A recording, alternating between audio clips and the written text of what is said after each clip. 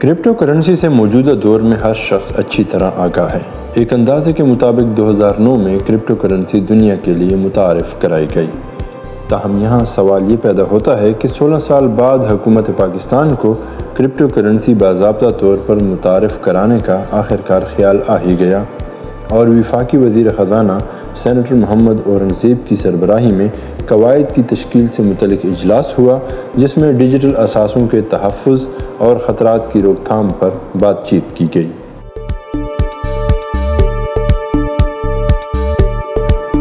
میں ہوں ادیب کاکڑ اور آپ سن رہے ہیں دی پبلک نریٹو کا audio pod cost.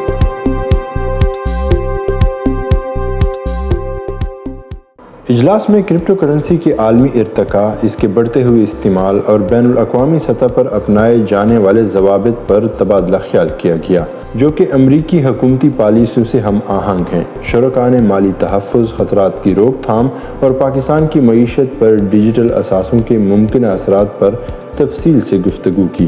Senator Muhammad Aurangzeb نے اس بات پر زور دیا کہ ایک مؤثر اور منظم ڈیجیٹل اثاثہ فریم ورک کی ضرورت ہے، جو پاکستان کو بین الاقوامی بہترین طریقوں سے ہم آہنگ کرے اور financial action task force FATF کے اصولوں کی تعمیل کو یقینی بنائے۔ انہوں نے حکومت کے اس عزم کو دہرایا کہ ڈیجیٹل اثاثوں کی دریافت اور بلاک چین ٹیکنالوجی کو مالیاتی شعبے میں بہتری اور ترقی کے لیے بروئے کار لایا جائے گا۔ اجلاس میں بنیادی ڈھانچے اور سرکاری ملکیتی اداروں کے اثاثوں کی ٹوکنائزیشن پر بھی تبادلہ خیال کیا گیا، جس سے سرمایہ کاری کی لیکوڈیٹی میں اضافہ، وسیع سرمایہ کاروں کی شرکت اور کیپٹل مارکیٹ میں مزید بہتری لائی جا سکتی ہے۔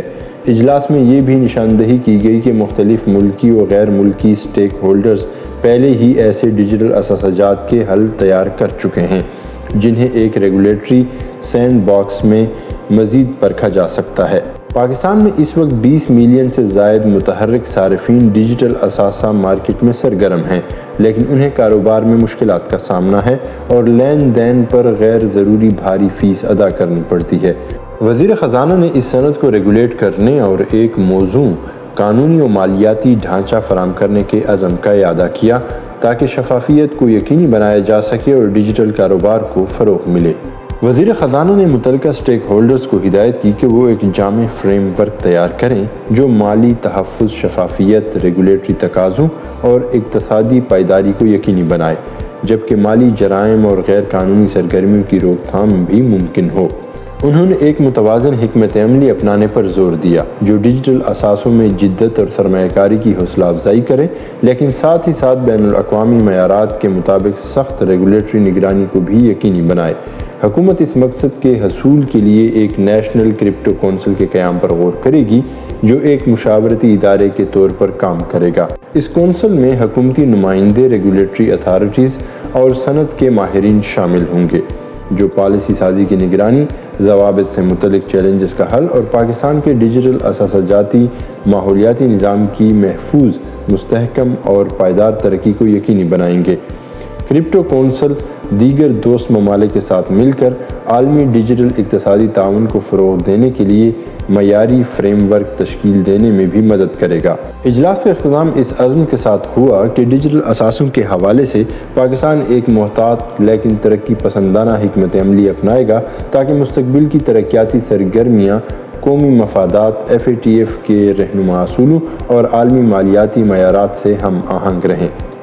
ڈیجیٹل اثاثوں پر اس اعلیٰ سطحی اجلاس میں غیر ملکی مندوبین نے شرکت کی، جبکہ صدر ٹرمپ کے ڈیجیٹل اثاثوں سے متعلق مشیران بھی اجلاس میں شامل ہوئے۔ وزیر مملکت برائے IT ٹیلی کام محترمہ شہزہ فاطمہ خواجہ، گورنر اسٹیٹ بینک، سیکرٹری خزانہ اور سیکرٹری IT ٹیلی کام بھی اجلاس میں موجود تھے۔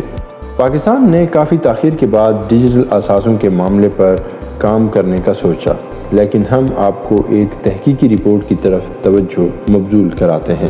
ورلڈ پاپولیشن ریویو نے 156 ممالک کی فہرست 2024 میں جاری کی، جس میں بتایا گیا کہ کن ممالک میں کرپٹو یعنی ڈیجیٹل اثاثوں کو قانونی استعمال کا حق کہیں پر جزوی پابندی اور ایسے ممالک بھی ہیں جہاں پر کرپٹو پر مکمل پابندی ہے۔ پاکستان ان ممالک میں شامل ہے جہاں پر جزوی پابندی کرپٹو کرنسی پر لگائی ہوئی ہے، یعنی امپلیسٹ بین لسٹ میں شامل ہے۔ تحقیق میں یہ بھی بتایا گیا کہ امریکہ، برطانیہ، Mexico, Brazil, Bharat, Australia, New Zealand, افریقی ممالک میں جنوبی افریقہ، سینٹرل افریقن ریپبلک اور یورپی یونین کے اکثر ممالک گرین لسٹ میں شامل ہیں جہاں کرپٹو کرنسی کو قانونی طور پر اس کے استعمال کی اجازت ہے۔ ورلڈ پاپولیشن ریویو کے مطابق فہرست میں ایسے ممالک بھی شامل ہیں جہاں پر مکمل طور پر کرپٹو کرنسی پر پابندی ہے، جس میں چین، بنگلہ دیش، مصر، الجیریا، عراق، افغانستان، مراکش، گانا، نیپال، بولیویا،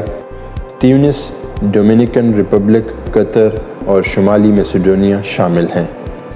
کسی اور موضوع کے ساتھ پھر آپ کی خدمت میں حاضر ہوں گے۔ ادیب کاکڑ کو اجازت دیجیے۔ اللہ نگہبان۔